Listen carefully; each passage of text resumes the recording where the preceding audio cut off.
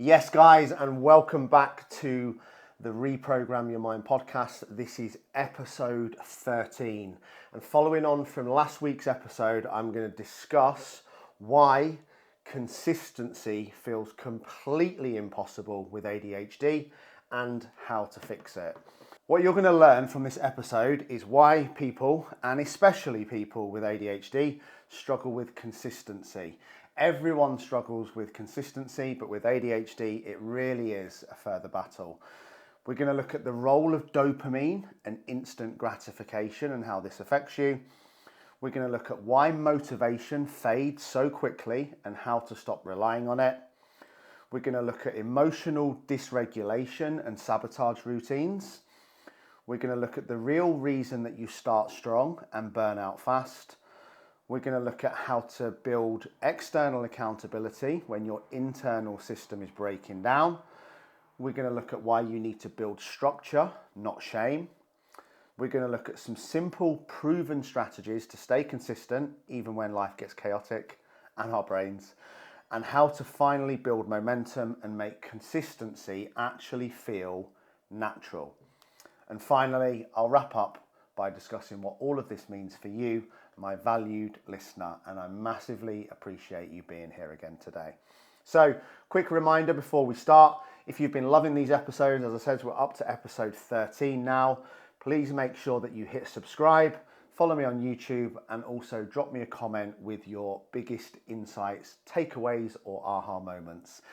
The podcast is also available on Spotify, and you guys can reach out to me anytime on Instagram. So if anything hits home, drop me a message, LeeFreemanUK_, or you can email me, lee@freemanfitness.co.uk, and I'll send you some more tailored information on what I do. So in regards to that, I believe I have a very specific and unique coaching touch because I understand ADHD, and you because I have ADHD and I am you. So what I bring to the table is a different level of understanding. So I fully understand the frustrations and I understand fully how an ADHD brain works and how it sabotages consistency, which is what we're going to discuss today. And this is not due to laziness. This is not due to you being broken. This is due to wiring. I help people to implement daily accountability, body doubling, and flexible habit building. I teach my clients to structure reward loops around novelty and dopamine rather than trying to avoid it. We normalize the need for flexibility rather than shaky self-judgment. And I combine brain science and neuroscience with an emotional edge and a real-world strategy.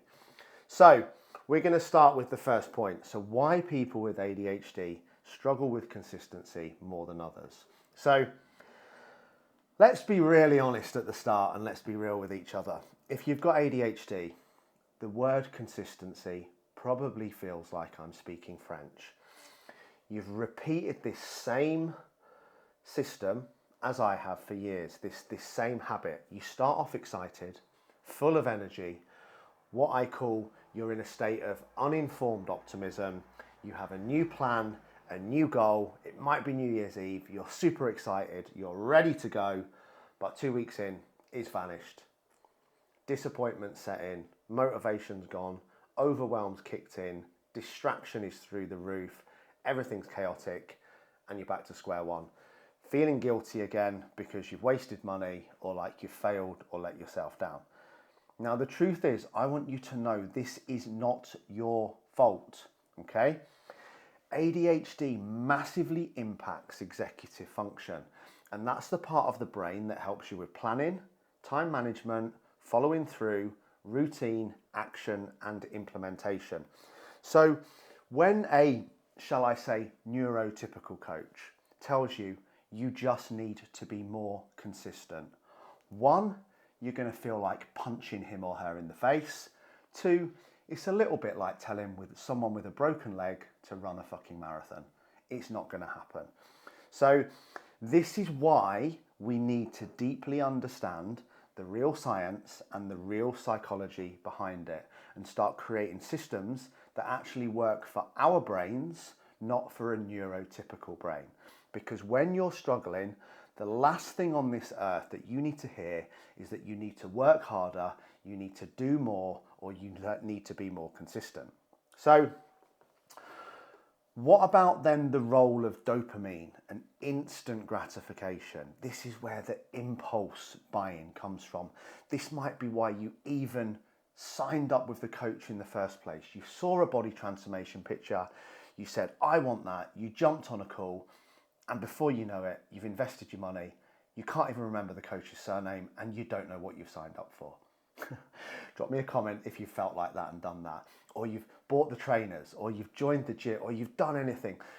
There were one point in our shed, we had cricket kits, we had canoes, we had table tennis tables, we had rugby kit, we had fishing kit. There wasn't a hobby that wasn't started, even golf at one point, right? That lasted one round before I snapped the club across a bin because I got that frustrated because I'd lost 6 balls and it wasn't even the 6th hole. So again, very short hobby, but didn't really think about, do I want to play golf? Is this golf game right for me? Am I going to be able to have that patience and structure? Of course I wasn't. So, but in that moment, right, new things feel exciting, don't they? New is always exciting, which is why we chase new plans, new ideas, new goals, quick fixes, super impulsive, want all of the things, and we want them all now, and when we've got them all and we've done it all, we'll finally be happy and when our little brains can relax. But then what happens?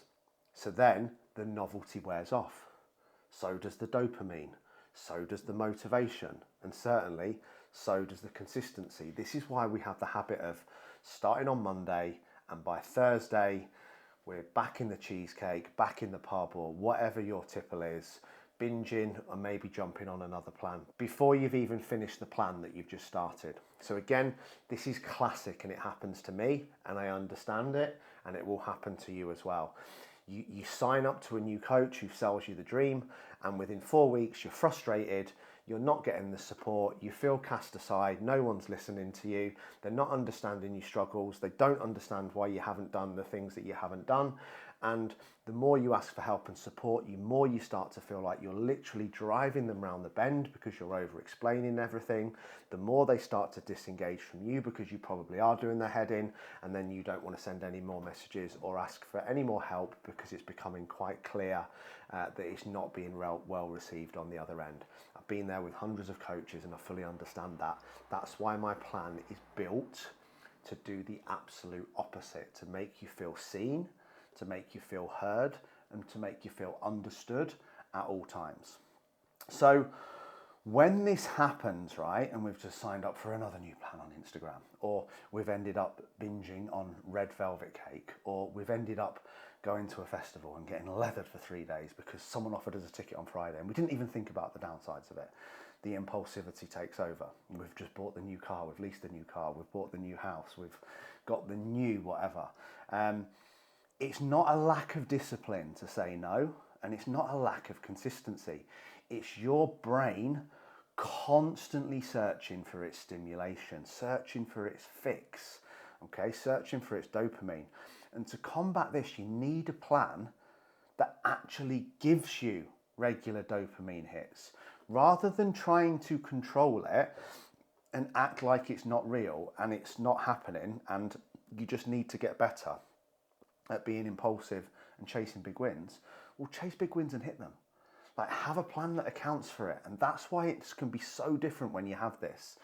I'm going to come on to some different structures on that, but we need to see things like visual progress. This is why I do pictures every week with my clients. We need to see progress on the scales.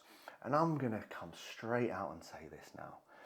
If I hear one more idiot coach saying something along the lines of, yes, the reason your scales haven't moved this week is because muscle weighs more than fat. What a sack of shit. Yes, it does, but it also takes about 10 times longer to build or lose. Like, if you're in a calorie deficit and you're training hard, irrelevant of muscle and the weight of fat, hormones, or anything else fucking in between, the scales will go down week on week on week. Okay, so we need to make that happen so we get that dopamine buzz, not just make up some reason. Essentially, it's a bullcrap reason that coaches use to try and play lip service to clients who aren't getting result. I know, Jane, but you might have added 7 pounds of muscle and lost 7 pounds of fat. That's why you look completely the same and the scales haven't changed. Like, can you listen to how ridiculous that sounds? If you lost 7 pounds of muscle, if you lost 7 pounds of fat and you gained 7 pounds of muscle, you look absolutely fucking insane. But that wouldn't happen, and it certainly wouldn't happen in a linear fashion. You can't build a pound of muscle at the same speed that you can drop a pound of body fat, so that would never happen. Anyway, there's a huge ADHD tangent. We just went back on then. Let's get back to the point. So we need the daily rewards. We need to be in the group. Our community is fucking buzzing all day, every day. So you can't get lost. You can't get distracted. You can't get to Friday and, a plan for you where you speak to your coach once a week and check in every Sunday to get a 5-word reply. That's never going to work. You need more attention. You need more love. You need more accountability. You need more support. You need G'ing up. You need driving. You need inspiring. And that's what gets the results. Like, feed the dopamine. Use it to your advantage. And those daily rewards, these micro rewards, micro wins, we do 3 wins every single day. That's what keeps you emotionally engaged in the plan. So why does motivation fade so quickly? And how do we stop relying on it? I want you to know right now, relying on motivation to do the work is like relying on the British weather. You have got absolutely fucking no chance, and I really need to stop swearing. But here's what I want you to understand. I ran 200 consecutive miles. That was an absolute months of training that led up to that. Months and months and months. On my own, no one watching, no press, no fans, no support runners, no one. Just me and my Garmin, which funnily enough was really important because that was linked to my coach's computer in Dubai. So he knew whether I was doing the run or not. There was no way I could get away with it. I always remember a situation, going off on tangent here again, but I'd completely forgotten, and then my Training Peaks notification came through that I had to go and do 10 times 600 meter sprints. And it was 4 o'clock at night. I was absolutely knackered. I'd been working all day. I'd forgotten that I had to do the workout, ADHD, and it was absolutely pissing it down with rain outside. But because of that level of accountability and that support and that blanket, there was no way I was going to say to him the next day, because I'm inspired by him, I look up to him, oh yeah, Marcus, by the way, I didn't do that run yesterday because I forgot about it and it was raining and I couldn't be asked. Like, I've got high levels of integrity of that. I would never say that to a person, because then what would happen when I don't succeed with the run? Well, you didn't do the training. So, but the point I'm getting at is, before I go off on too much of a tangent again, is I didn't have motivation for most of those runs, because if I relied on motivation to get the work done, I would never get it done. I show up and do these podcasts every single week. I do my members trainings every single week. I do the live Q&A on Thursday nights for all my clients every single week. I'll be really honest with you, sometimes I'm not particularly motivated. I'm not particularly motivated today, okay? It's the final day of the school summer holidays. Parents get me. It's been stressful. It has been stressful. So things are tough. I haven't had motivation. I've had less sleep. I've been more tired, more demand. So you have to realize that you can't rely on motivation, because if you're saying I'm only going to do the work when I'm motivated, then you're only going to do the work half the time at absolute best. So we end up saying things like, I just need to get my motivation back. I just need to get motivated again. Lee, I just need you to motivate me. Some of you will be watching this and you've all been in my inbox on Instagram, helping for help. I will genuinely help anyone as much as I can on Instagram. Just drop me a message. Links around here somewhere.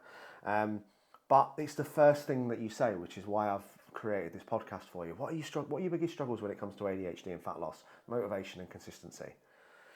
Okay, so we're talking about consistency today, but motivation, you can't rely on it. Okay, because here's the thing, I wrote this down and I love it. Motivation is a chemical state, not a personality trait. So people aren't born motivated. There aren't motivated people and unmotivated people. There's just people, okay?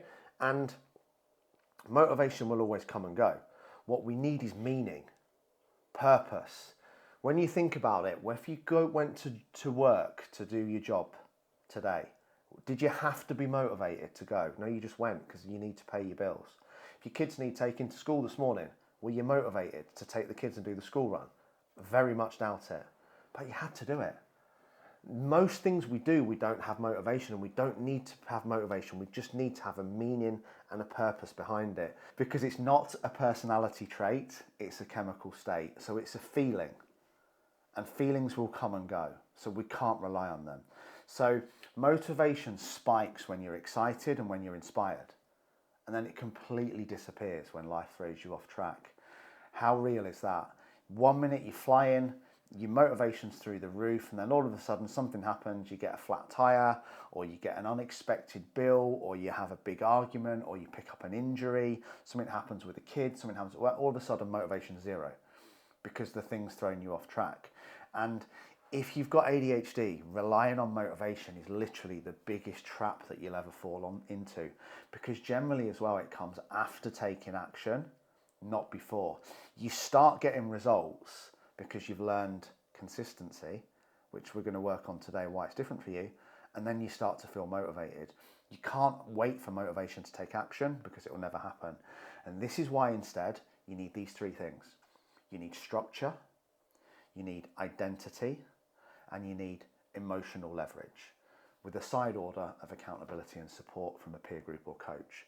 So when your goals mean something deeper, when they're connected to your why, when they have purpose, that's when you do the work, even when you don't feel like it. So I did that 200-mile run for several reasons. One, I did it for myself. Two, I did it for an incredible little boy called Alfie, who has Down syndrome and leukemia. I did it for my son. I did it for my clients to lead from the front. And I also did it for my mum. So I had a huge amount of emotional leverage. I then had my coach, who was making sure every step of the way, every training run was done, that my food was on point, my hydration was on point, my salts were on point. You know, I had all of those things in place. So I didn't need motivation. It was about something deeper, and I had the support team in place to make sure I did the work, even when I didn't feel like it, if my why wasn't strong enough in that moment, which it won't be, and that's not your fault, to get the work done. So those are the most important things, as well as a structured plan as well. You cannot, I haven't got a planner up here, but I've got some ADHD planners that I use for clients. You cannot not have a plan to exercise and train. It says in the opening page of my planner in massive letters, what doesn't get scheduled doesn't get done. And the truth is, if it wasn't in your diary to go and train later, you had absolutely no intention of going. Absolutely none. We can't leave training and exercise into the, I might go to the gym later, I'll see how I feel. I might go to the gym later, I'll see how I feel. You know full well you're not going to feel like going, and you've given yourself an out. You have no intention of going. So that has to happen.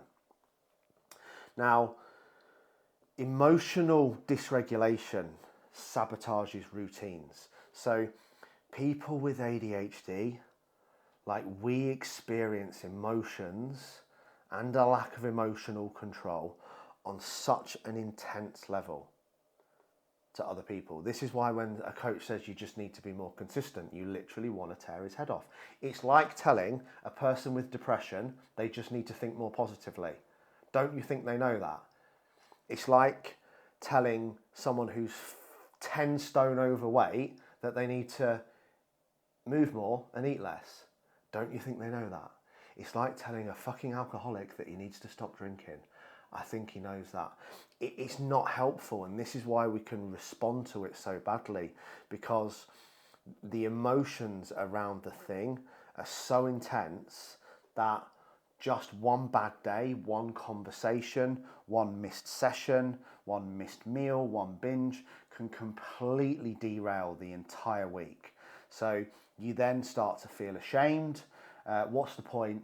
you've broken your meal plan, nothing ever works out for you, you're not good enough, every time you fail, and then you just spiral further and further and further into that binging. So let me know if that sounds, let me know in the comments if that sounds familiar. But again, that's a very, very common thing that happens because your emotions sabotage your routine. I can sit here and say what doesn't get scheduled doesn't get done, but even if it is scheduled, it can still be completely derailed by an insane emotional response that wouldn't be rational to a normal person or a neurotypical person, but it's completely rational to us at the time. So what we need to do in terms of this is we need to normalize it. I say this to people all the time. Like, we need to de-shame the setbacks because that's all they are. They're just a momentary blip. Nothing more, nothing less. They are part of the journey. You will never ever achieve any goal without facing challenge, without facing setbacks, without facing disappointment. There's a full training within Mindset Mastery called How to Master Failure, Setbacks and Disappointment, because it's a critical part of the journey, and we need to understand how to do that as well as understanding to chase the dopamine and how to schedule that and get the results from the mini wins. So what you need, I love this word by the way, what we need is bounce back ability. I got that right first time. So we don't need perfection. We just need to learn a fast recovery speed. So how to fuck up royally, as we all do, park it and move on very, very quickly. The same as what I coach about, positive thinking. It's not about never thinking negatively. Like, you can't, if positive thoughts exist, negative thoughts have to exist. And if you have between 2 and 10,000 thoughts per day, absolutely no one has all of them positive. So it's rather than how do I stop thinking negatively? It's like, how do I become aware of when I start thinking negatively, catch the thought very quickly and then change it? That's how we win. It's the speed at which we realise the things are going wrong. Right, I fucked up here. It doesn't matter. Park it, gone, let's move on.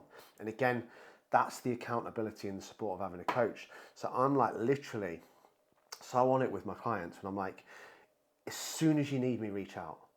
Right, as soon as something happens, tell me about it, we'll deal with it and we move forward. Because if not, you just fester on it and it goes and it goes and it goes until it's week 1, week 2, week 3. Right, I do this as well with my coaches. Now I feel really stupid asking for help. I'm embarrassed, I'm ashamed, it's getting worse, it's getting worse. Do you know what? I'm just going to block him and fucking leave the plan. Because that's easier than going, do you know what? I fucked up 3 weeks ago and I've let it consume me and I still haven't done anything. And I'm falling into that blame, complain, justify, victim mindset. And I just don't want to deal with it. Okay? You have to be made to feel okay, to be like, I'm struggling. How can we get back on track? And that's what we pride ourselves on. So we have bounce back ability means the ability to bounce back quickly. So we have to learn, we have to normalize messing up and then bouncing back quickly. Rather than what we normally do is we aim to never mess up. And if we do mess up, we'll quit. So we're literally setting ourselves up for failure from day one because we're never going to not mess up. And if we have the mindset of every time we mess up, well, that's it, game over, I'm quitting, then we'll literally never get anywhere because that's what we strive for. We need to stop striving for that perfection, normalize setbacks, and learn bounce back ability to learn to bounce back faster. So the real reason, what's the real reason why who's done this, right? You start out so strong. You are on fire. Like the amount of people, and this used to be me, by the way, I'm an all or nothing person. All or nothing loses 100% of the time. Because just think about the language. I'm an all or nothing person. That means I either do nothing, sit on my butt, don't go to the gym, don't track my food, don't work on my business, don't show up, don't try. I am basically a couch potato. Or I'm an all person. Right, that's it. I'm tracking food 365 days a year. I'm doing cardio 45 minutes every morning. I'm going to the gym 7 times this week. I'm not drinking alcohol at all this week. I'm insert. Create this fucking crazy schedule and I bet some of you are laughing watch this now, that if we actually put it on paper, well, of course we were going to burn out after like 3 or 4 weeks. It was literally physically impossible. Or sometimes people use it as a reason not to get started. I remember a guy saying to me once, I'm just going to wait until I've got 12 clear weeks in my diary and then I'm going to get started and take action. This guy's got a business and 3 kids. Like, when the fuck is he ever going to have 12 clear weeks in his diary? There's always going to be, if we stop every time we've got a holiday, a Christmas, a Valentine's, a festival, we'll never get started. Like, you can't aim for that all perfection, because you either won't be able to do it and then you'll quit and then we'll go back into the shame cycle, or you'll just never get started because you'll never have a clear gap, or you'll just hit complete ADHD burnout and exhaustion, which is what we've done so many times. Like, if you go back, if you scrolled all the way back through my Facebook page, I think I'm talking probably just after COVID here. I look back now and I'm like, you idiot. So I basically told myself I was going to go Facebook Live for 1,000 days on the trot. I think I got to day 93 or something, and I was physically ill. Like, literally couldn't do a live. On top of that, I also did a live session every single day, 7 days a week for my clients, because I told them that I was going to do that every single day. It was all about proving myself, how all I could be, how hard I could show up. And you'll just always burn out. Like, we cannot operate it that way. We need to do things to get the dopamine, but also the rest needs to be put in, because rest is a prerequisite to optimal performance, not a reward for total burnout.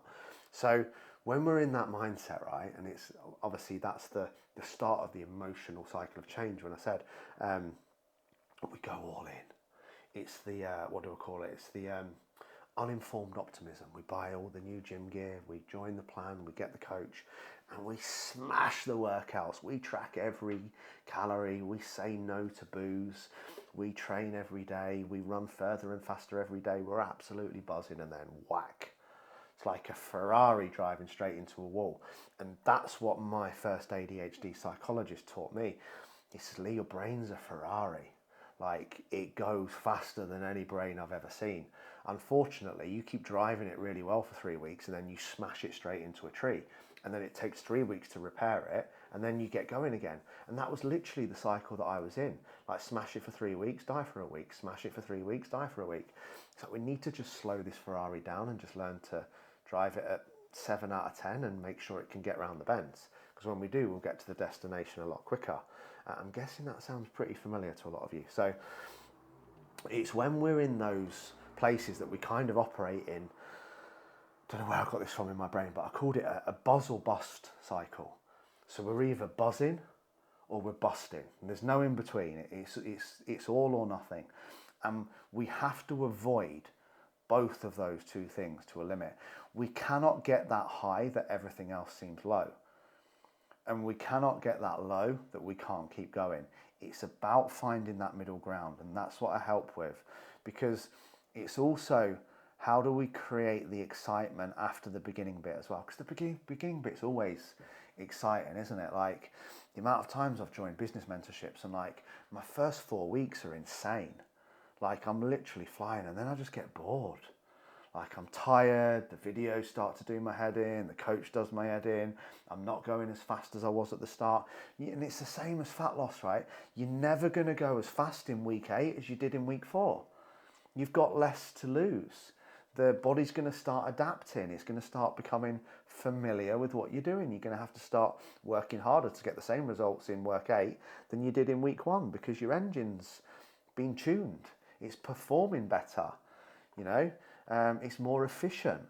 So again, we have to have an understanding of that we can't expect the dopamine and the buzz all the time and then start questioning ourselves if we're not. So the reason why we fail is because we don't pace ourselves, and then we hit burnout fast, physically and mentally, and that's when we quit and then stay locked in that cycle, that crash and burn, crash and burn, crash and burn. Some people it's 12 weeks, some people it's 4 weeks, but consistency requires sustainability. So we have to create systems and processes that match our energy and our need for dopamine, not fight it. but also account for having an awareness of when to push, when to pull, without pushing to the level that we crash, or pulling back to the level that we just completely drop and don't work. So this means we have to create realistic plans, flexible routines, and having backup options for off days. Now, I don't know if you've ever experienced this, but I've had days, not so much in training, but in business. Well, in training, yeah, I've done 72 hours consecutive running. One day you feel like you can't even go around the block. And in business, the same. I've had days when I can work 18 hours straight through, and the next day I'm struggling to even write an email. So sometimes we need to find the right strategies for you, because if you're in a low day and you're really struggling, like this is literally my plan now. I don't care. I fuck the day off. I might watch a box set. I might go fishing. I might just go for a walk. I might just leave my phone. I might just spend some time with Logan. Because when you're really in those struggle spots, fighting it isn't going to help you. You're going to get more frustrated, more overwhelmed, more chaotic, more stressed. And we need to understand, again, have a very close handle on when we need to kick up the arse because we're just being lazy, and when we just need to rest and schedule it in. So we need to learn how to handle the off days as well as the buzz days. We need to handle how to get the dopamine, and also how to handle mentally how to act when we can't get it because we're literally too exhausted. So this very much comes from structure and not shame. So shame says, I'm a failure. Structure says, here's what to do next. And that would be how I would coach you. So rather than you didn't fail, let's focus on what we need to do next. Fail, first attempt in learning. The only way you really fail is if you don't try. If you don't try, you've already failed. So the ADHD brain pretty much needs structure, like scaffolding, like literally that level to which a house needs scaffolding in order to stay up, stay straight, not go anywhere, eyes on the game. And without it, like I said, what doesn't get scheduled doesn't get done. Without that, you're going to be completely chaotic, completely overwhelmed, and completely lost. Like, you can't be given a load of calories and macros, 55 different meal choices, loads of different exercise plans, freedom of choice for which day you want to train on, and all these different, and then chucked into a membership site on a business course with 20 videos on sales, 20 videos on lead generation and nurture, 20 videos on client fulfillment, 20 videos on Facebook ads. You just won't ever start. Too much choice. There has to be clear structure. Do this one step. When you've done that, message me and I'll send you the next one. That's the way I work with my clients. Do this. When you've done that, tell me and we'll do the next thing. We don't need to worry about the next thing until we've done that. Even in terms of goal setting. So we figure out a 12-month goal, and then we figure out what needs to happen 6 months from now to be halfway there. Then we need to figure out what needs to happen 90 days from now to be halfway towards the 6-month goal. Then we figure out what needs to happen 45 days to be half the way towards the 90-day goal. Then we need to figure out what needs to happen in the first month, then the week, and then the day. What do we need to do today just to move towards that? How simple does that sound rather than looking at 12 months? And it gives you the clarity to work. And not experience that complete overwhelm, that complete chaos and feeling lost, because when you feel lost, you won't do the work at all. But also the key to this is building it with kindness and empathy, because most ADHD adults have grown up hearing that they're lazy, they're naughty, they get distracted, they don't pay attention, they're rude, they're unmotivated, they're disorganized, they just need to be more consistent. And eventually, when someone tells us that enough times, we start to believe it about ourselves. So the voice then kind of becomes internalized. And that destroys our own consistency, because we start to believe. That's why when I ask so many people on Instagram, what are your biggest struggles, straight away, they've created a belief that their biggest struggle is consistency and motivation. When in fact, the real struggle is that they just haven't had the correct plan. They haven't had the correct coaching. They haven't had the correct support. They haven't had the correct community. They haven't had someone who makes them feel understood, heard and seen. They've had someone that makes them feel stupid and different and not good enough. So, our job, my job and your job, is to then replace that voice with a new one. So whether it's me or anyone else, the voice of a coach or a mentor or a guide that says, you've got this. You're doing good enough. We just need to keep moving forward. What do we need to do next to move forward? What's one thing we can do today to move forwards? Rather than our brains going 400 miles an hour and it wants to save all the problems all at once, it needs to do them all right now, it needs to do them all perfectly, and if it can't, we're not good enough, and what's the fucking point? Let's sack it off. So, we only need to break it down to what I call the LNS, the logical next step. I'm struggling, Lee. I'm lost, I'm overwhelmed, I'm so stressed out. Right, what's the logical next step? Not how do we fix all of this at once and build a 12-month plan. What's the logical next step? Well, if I just stopped now and went for a walk for 45 minutes and put a mindset podcast on, am I going to feel better or worse at the end of that? There we go, that's the logical next stop. Let's go, message me when you get back. So the final thing final two things. Sorry, this one's gone on a bit. So we need to learn how to build external accountability when your internal accountability system breaks down. So if you struggle with self-accountability, welcome to the fucking club. If nobody knows, nobody knows. And if you're trying so hard to work to a goal, but nobody knows whether you do the work or not, then nobody knows, and you probably won't half of the time, or you'll fall into the manana lifestyle of, I'm going to do that next week. I'll get it started next week. I'm going to train harder next week. There's always a next and a later down the line. So this is why one of the fastest ways to create consistency, not believe you don't have it, create motivation, not believe you need it, is to have external accountability. Have a community. We've got a full community full of ADHDers. Have a coach, have a plan, have a check-in, have a reward system, have someone who actually cares, someone who makes sure that you do the work. And that's my job when I work with people. I will hold any individual who comes onto my plan more accountable than they've ever held themselves in their entire life. To the level where, I'll be brutally honest now, some of them just quit because they can't take it. They actually leave the group. Too many reminders, too many kick up the butts, too much support. Because what happens is, in that situation, you'll either sink or swim. You'll either go, oh my God, this is the support that I've always needed and it's helping me, and now I'm going to grow into the middle of next week because I found the right person. Or you go, actually, this person forcing me to do this work to this level has just made me realise that it's not important to me, and I'm just going to go back to the chaos because essentially that was easier. So you'll go one way or the other, but I hope you go the right way. Now, that's why I do what I do, because when you've got ADHD, you need someone who gets it. Like a neurotypical coach, as I said, isn't going to get it. They're not going to understand why. Like, I've heard coaches say this, why don't they just do the work? They've paid the fucking money. Why don't they just do the work? Why aren't they tracking their food? Why aren't you asking them? Why aren't you supporting them? Why aren't you digging a little bit deeper into the human behaviour and the habit changes that need to happen, and asking them how they feel about it and how they're and looking at systems that, help the client, not just call them out and not understand why they can't do it, because that just compounds the problem, whether it's in a child or an adult, and makes it 10 times worse, because they'll just disengage, go inside themselves and hide away again. Now, this can be as powerful as someone just saying, how are you getting on today? Are you okay?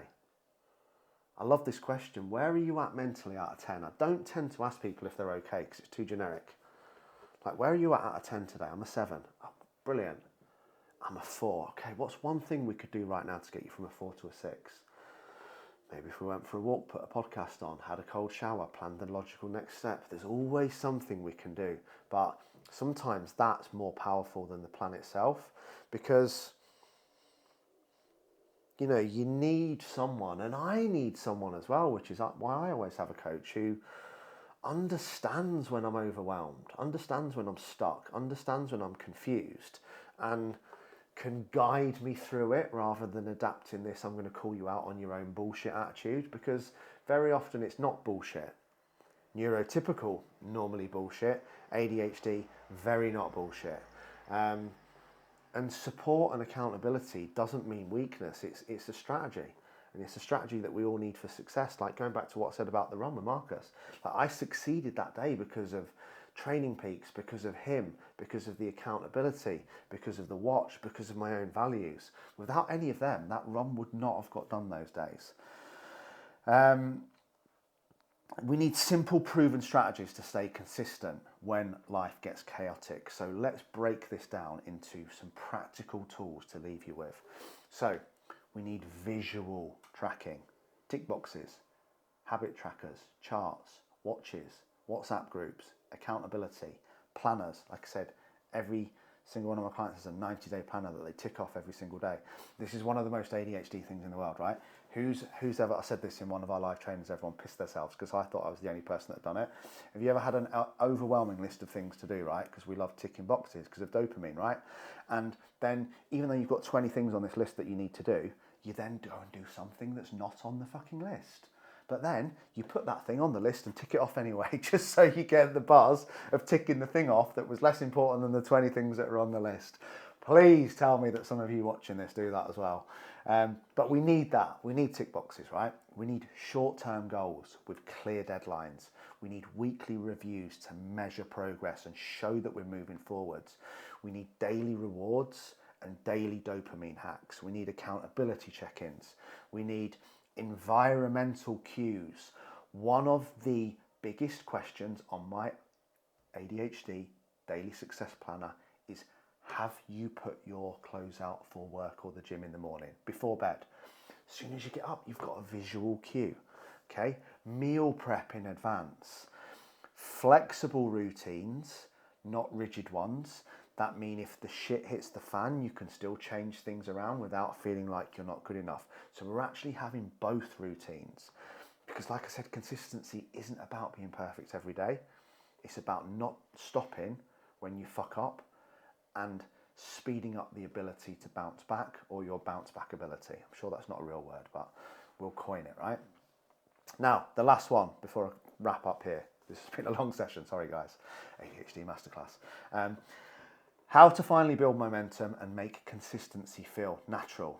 So momentum, motivation, consistency, belief, confidence, self-worth, all the things that we're deeply looking for and we want are built through repetition, wins, and emotional meaning.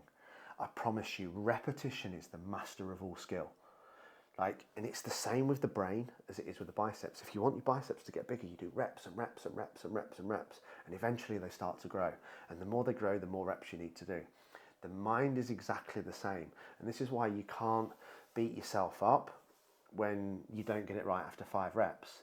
You have to do 50 reps. And when you do 50 reps, you'll find it easier to bounce back than you did at 5 reps when you made that mistake. But it is just about repetition and not getting down when you mess up. Because even when you repeat a habit imperfectly, it still becomes easier, it still becomes better. And then the more you attach that to the why, the emotional meaning, the purpose, your kids, your future, your dream body, the ripple effect of how you improving improves the lives of other people, the more powerful it feels, the more meaning it has, the more emotional leverage it has. That's what gets you through. And this is the most random example. I used this on a train about 4 years ago and it's just flown into my mind now. But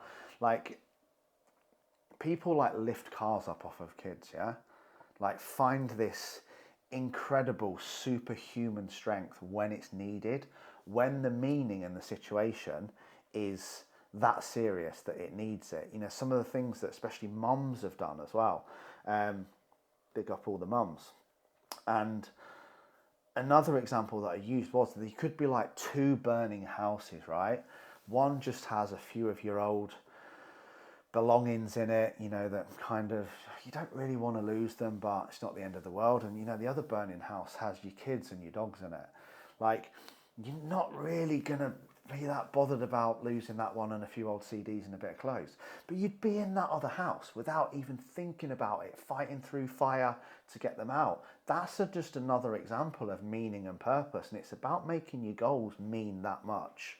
That again, you overcome the need not to when you experience it and motivation drops and still manage to get the work done. So finally is celebrate progress over perfection, and you will become more consistent. So focus on the journey, not the destination. Focus on improving, not how far you have to go. Focus on the process, not the prize. And again, micromanage them down into daily tasks, because as I said, even motivation is a skill, not a personality trait. Consistency is a skill, not a personality trait. It's not that you don't have them because of ADHD, you've just not learned the skill. We need to learn the skills of anyone else, but trust me on this, you're not broken. We just need a better system, and a system that works for your brain, not against it. Guys, thank you so much for being here today. If you like this episode, please make sure you hit subscribe. I would love you to share it with somebody who needs it. I would love you even more if you drop me a review. And if you want to speak to me about anything at all, Lee Freeman UK_ on Instagram, drop me a message. We can have a chat about anything you need to get you moving forwards, and let's start to make consistency feel natural for you, not forced. I love you all. Have a great day.